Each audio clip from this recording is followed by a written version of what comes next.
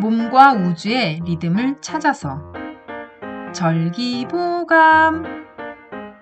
더위의 중심에서 서늘함을 외치다. 대서. 더위에는 불볕 더위인 불더위만 있는 것이 아니라 물더위, 즉 무더위도 있습니다. 무더위에는 물기가 배어 훈중된 열기로 끈적끈적하고 가만히 있어도 불쾌지수가 올라갑니다. 뜨거운 열기는 참을 수 있지만 끈끈하고 꿉꿉한 느낌은 견딜 수가 없지요. 큰 더위인 대서는 바로 이런 무더위의 시절로 양력 7월 23일 무렵에 들어옵니다. 장마가 끝나고 이제 야간에도 습기가 침투해 열대야를 일으키니 여름의 화기운과 더불어 이때를 지배하는 기운은 습이며 여름 하와 구별해 장하라고 부릅니다. 장하는 우리가 알고 있는 불같은 여름도 아니고 뜨거운 여름도 아닙니다. 그렇다고 서늘한 기운도 아닌 눅눅한 습기가 도처에 도사리고 있는 애매한 계절입니다.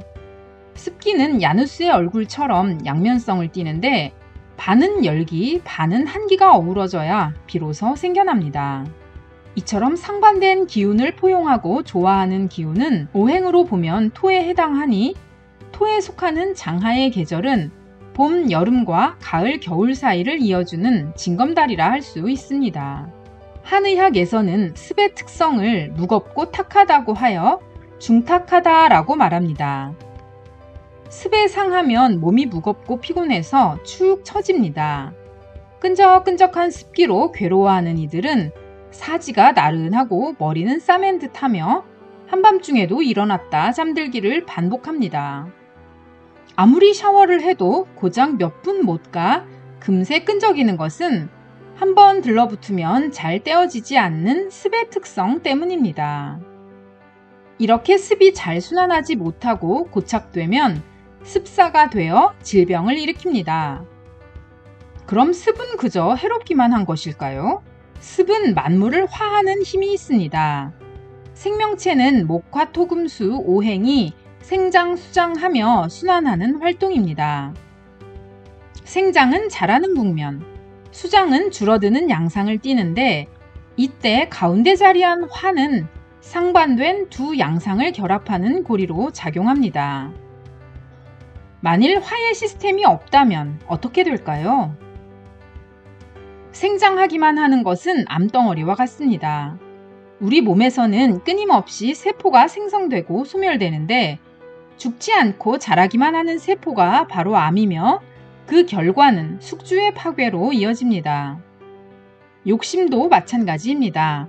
수그러들지 않고 커지기만 하는 욕심은 언젠가 자신을 망치게 되는 것이죠. 올라가면 내려가는 것이 자연의 이치이며 그 고비에 토화의 마디가 있습니다. 그래서 토화 작용은 생명의 순환을 완성하는 중요한 역할을 담당합니다.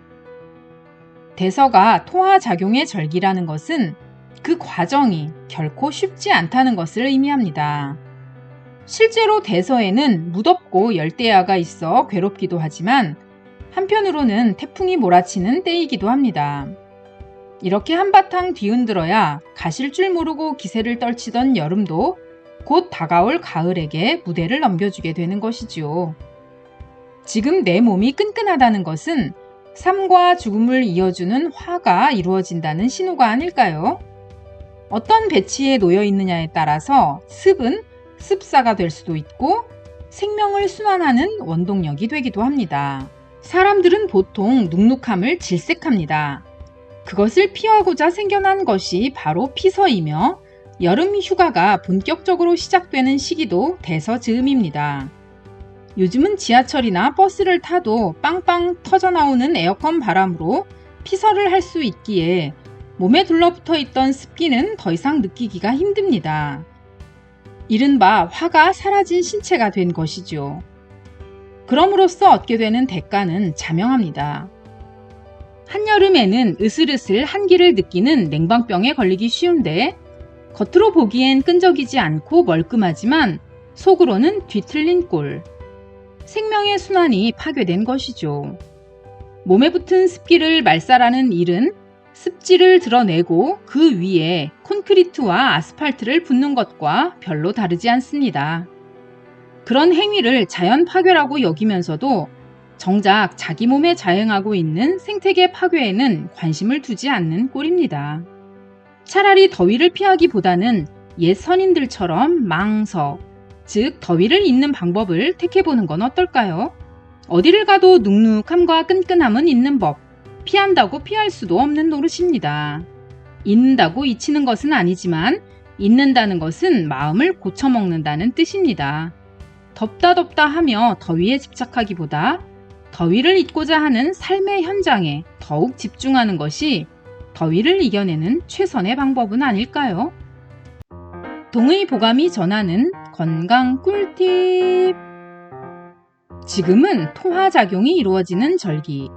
여름의 화에서 가을의 금으로 넘어가기 위해 토의 역할이 중요해지는 때입니다. 그런데 습은 본래 토의 기운이고 화와 열은 습토를 만들어냅니다. 습병은 화와 열이 몰려서 물이 잘 돌아가지 못하고 머물러 있기 때문에 생기는 것입니다. 풍한 서의 사기는 사람을 몹시 상하게 하기 때문에 금방 알 수 있지만 습기는 훈중하여 서서히 침범하므로 잘 깨닫지 못한다고 합니다. 동의보감에는 습이 어떻게 몸으로 들어오는지 다음과 같이 말해주고 있습니다. 밖에서 침범하는 습사는 늦은 여름 무더울 때 산과 늪에 증기가 올라오거나 비를 맞으면서 습한 곳을 다니거나 땀에 옷이 흠뻑 젖었을 때 들어온다. 대부분 허리와 다리가 붓고 아프다. 속에서 생기는 습사는 날것, 찬것, 술, 국수 등이 비장을 막아 습열이 몰려서 생긴다. 주로 배가 불러오른다. 사람은 생활하면서 습기에 노출되는 일이 가장 많다. 걷거나 서거나 앉거나 누울 때 자신도 모르는 사이에 습기를 받는다. 습이 울체되면 숨이 차고 기침이 난다. 습이 몸에 스며들면 토하고 습이 몸에 스며들면서 내려가면 설사를 하고 피부에 넘치면 부종이 생긴다. 습이 열을 막으면 황달이 생기고 습이 온몸으로 퍼지면 몸이 무거우며 습이 관절에 몰리면 온몸이 다 아프고 습이 쌓여 다면이 되면 정신이 혼미해져서 사람을 알아보지 못한다. 습기에 노출되기 쉬운 물더위, 즉 무더위에 내 몸이 습기에 지나치게 노출되지 않도록 습한 곳을 다니거나 찬 음식을 과하게 먹는 것을 주의해야겠습니다.